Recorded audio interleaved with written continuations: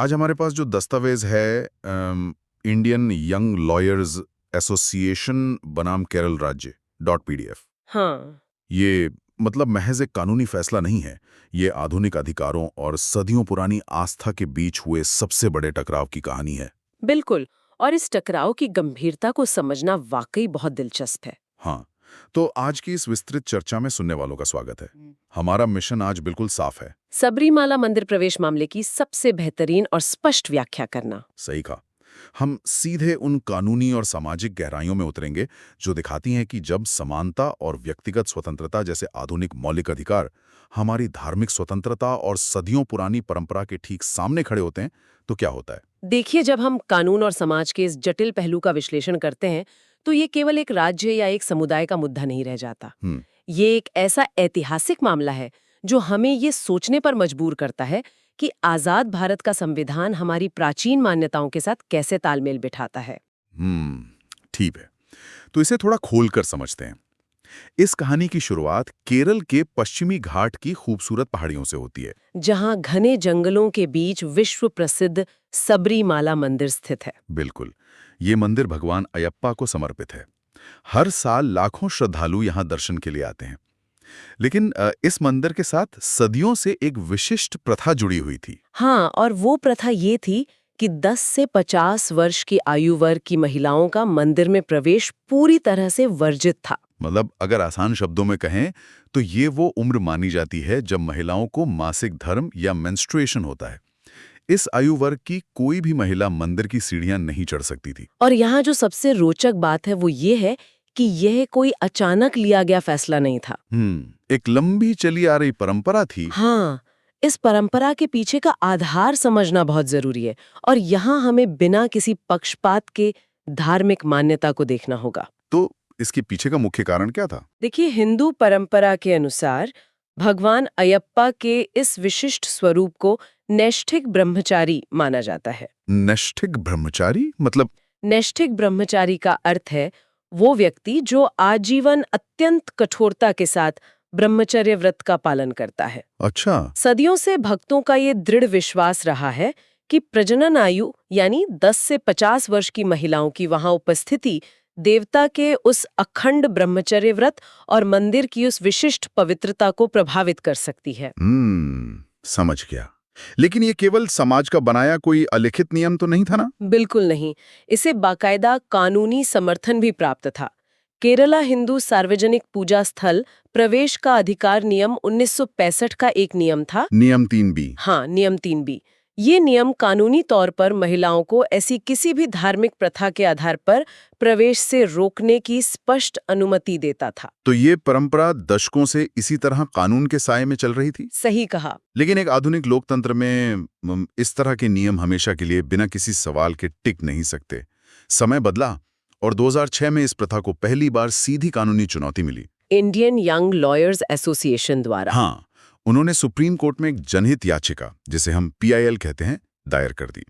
उन्होंने मांग की कि इस प्रतिबंध को पूरी तरह से असंवैधानिक घोषित किया जाए। अब अगर हम इस मामले के संवैधानिक सवालों को गहराई से देखें तो ये सुनने वालों के लिए एक शानदार आहा पल हो सकता है कि हमारा कानून असल में कैसे काम करता है। बिल्कुल, इसे समझना बहुत जरूरी है।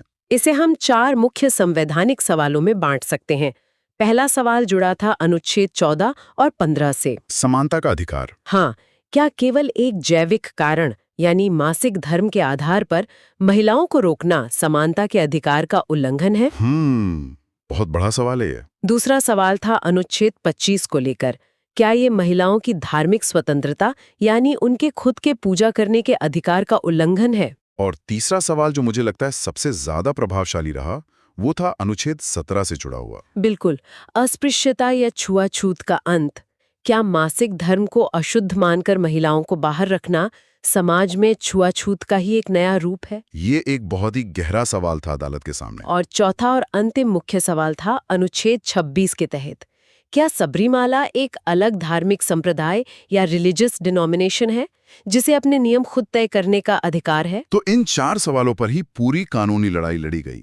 अदालत के अंदर दोनों पक्षों की दलीलें बेहद तार्किक और मजबूत थीं। दोनों पक्षों ने अपनी पूरी ताकत लगा दी थी। जो लोग महिलाओं के प्रवेश के पक्ष में थे यानी याचिकाकर्ता, उनका तर्क एकदम स्पष्ट था कि ईश्वर के घर में लिंग के आधार पर कोई भेदभाव नहीं किया जा सकता। उनका कहना था कि भक्ति और आस्था में पुरुष और महिला दोनों समान हैं। हाँ, और उन्होंने तर्क दिया कि मासिक धर्म एक पूरी तरीके से प्राकृतिक और जैविक प्रक्रिया है। इस आधार पर किसी भी इंसान को अशुद्ध मानना संविधान के अनुच्छेद 21 के तहत उस महिला की गरिमा के सीधे खिलाफ है। और उन्होंने इसे पितृसत्तात्मक सोच का नतीजा बताया। बिल्कुल, लेकिन इसके तुरंत बाद प्रतिवादियों यानी मंदिर बोर्ड और परंपरा का समर्थन करने वालों ने भी अपना पक्ष रखा। और उनका सबसे बड़ा आधार था अनुच्छेद 26। उनका स्पष्ट कहना था कि इस नियम को महिलाओं के खिलाफ भेदभाव के नजरिए से देखना ही पूरी तरह गलत है। देखिए, उनके अनुसार ये कोई महिला विरोधी कदम नहीं है, बल्कि ये उस विशिष्ट देवता के नैष्ठिक ब्रह्मचारी स्वरूप के प्रति सम्मान है।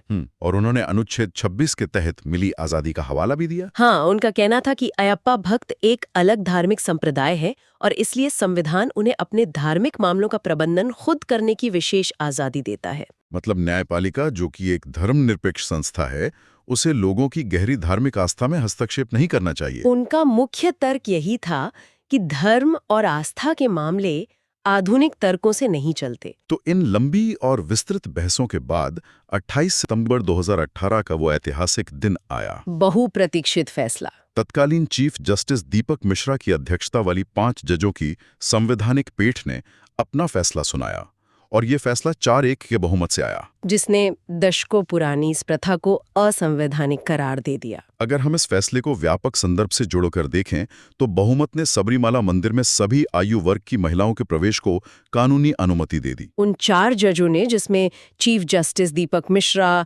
Justice AM Khanwilkar, justice RF Nariman और जस्टिस DY चंद्रचूड़ शामिल थे, उन्होंने एक बात बहुत स्पष्ट कर दी। क्या? कि भगवान के साथ किसी भी भक्त का संबंध शारीरिक या जैविक कारकों से तय नहीं किया जा सकता।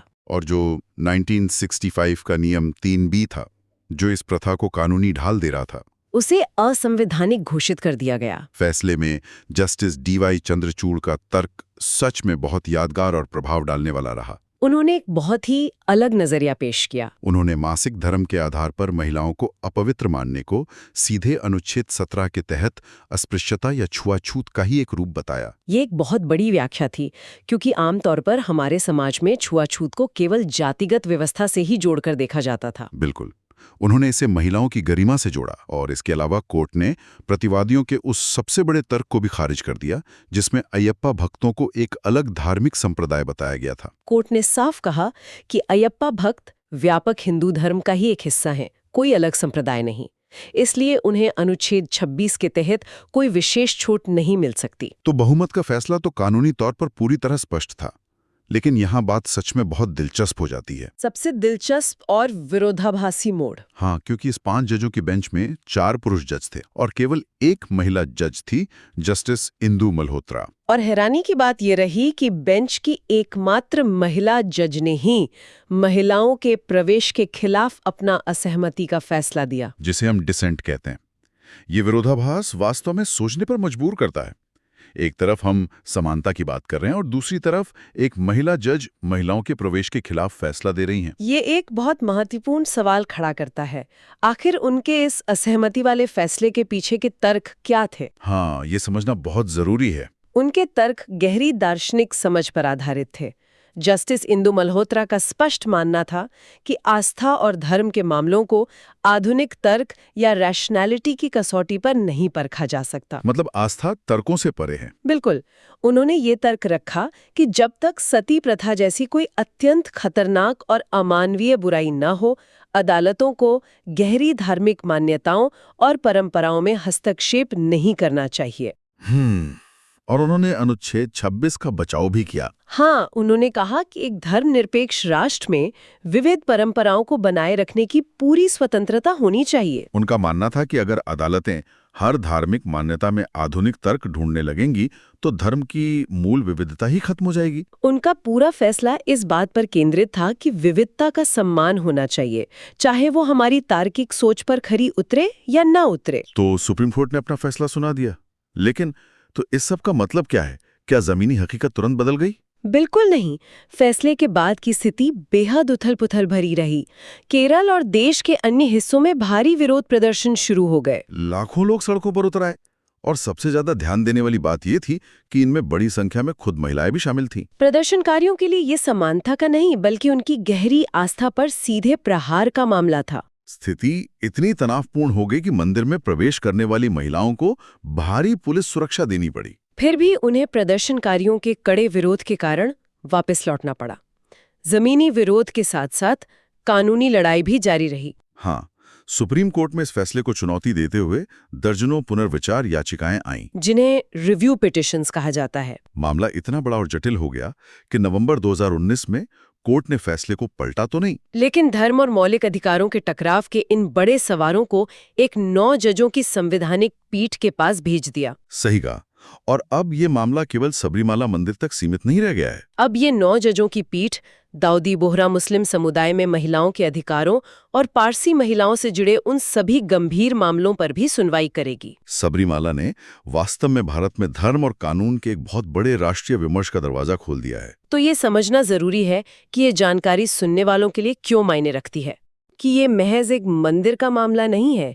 ये इस बात का बेहतरीन उदाहरण है कि कैसे एक आधुनिक लोकतांत्रिक समाज में पुराने विश्वासों और नए संवैधानिक अधिकारों के बीच संतुलन बनाने की कोशिश की जाती है। एक तरफ समानता बनाम दूसरी तरफ धार्मिक आचरण की आजादी। ये दिखाता है कि कैसे कानून हमारी रोजमर्रा की मान्यताओं को चुनौती दे सकता है और उनके साथ सह अस्तित्व भी बना सकता है। ये सच में कानून और समाज का एक बहुत ही नाजुक संतुलन है। इसी के साथ हम इस विस्तृत चर्चा के अंतिम चरण में आ गए हैं। और चर्चा का समापन मैं एक ऐसे विचारोत्तेजक सवाल के साथ करना चाहूंगी जो दस्तावेज की मूल भावना से तो जुड़ा है, लेकिन अक्सर इस पर बात नहीं होती। क्या है वो सवाल? सवाल ये है कि जब एक धर्मनिरपेक्ष अदालत धार्मिक मान्यताओं की व्याख्या करने बैठती है, तो क्या वो अनजाने में खुद एक धार्मिक गुरु की भूमिका नहीं निभाने लगती?